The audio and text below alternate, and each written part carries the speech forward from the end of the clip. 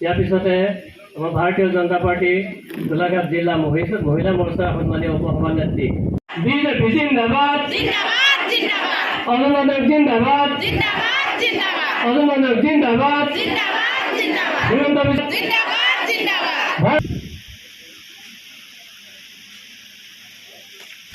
মধুমণি এই গাঁৱৰ এজন জ্যেষ্ঠ ব্যক্তি বাইদেউক এখনি ফুলাম গামোচাৰে সম্বৰ্ধনা জনাব।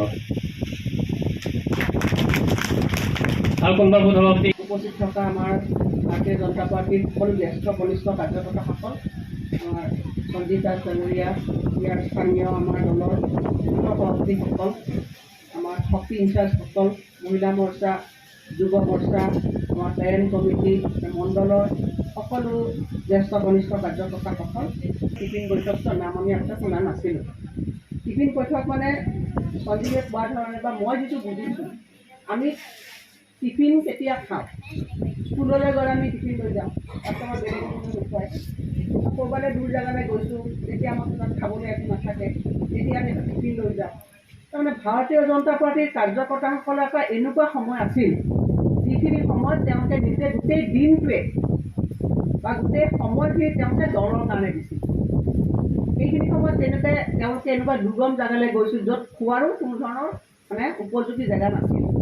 আজি মই নিজে কি কৰোঁ, ৰাতিপুৱা যদি মই তিনিচুকীয়া ওলাই যাওঁ, মই ৰাস্তাত কোনো খাব নাপাওঁ, মই টিফিন এটা নিজে লৈ যাওঁ। তেনেধৰণে টিফিন মানে দলৰ কাৰ্যকৰ্তাসকলে টিফিনটো লৈ যায়। সেইকাৰণে লৈ যায় কাৰণ ক'ত কেতিয়া খাব লাগিব, ক'ত খাবলৈ পাম নে নাপাম, তেনেকুৱা ধৰণৰ এটা কোনো নিশ্চয়তা নাথাকে। আৰু সেইকাৰণে নিজে টিফিন লৈ যাওঁ। তেতিয়া আমি সকলোৱে খাম, নিজৰ সকলো ধৰণৰ কথা, মনৰ কথা ক'ম বা ক'ৰবালৈ যাম, 10জন মানুহৰ কথাখিনি, দলৰ কথাখিনি ক'ম বা বহিম, যেতিয়া আমি টিফিনটো নিজৰ লৈ যাম। এই উদ্দেশ্য ৰাখি পেলাই টিফিন বৈঠক কৰিলে।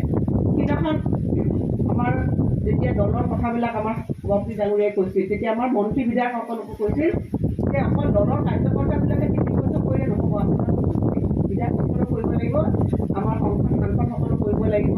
আৰু ভাৰতীয় জনতা পাৰ্টী এনেকুৱা এটা দল, তেওঁলোকে কাৰ্যকৰ্তাসকলে টিফিন বৈঠক কৰিছে নাই সেইটো তেওঁলোকে চায়।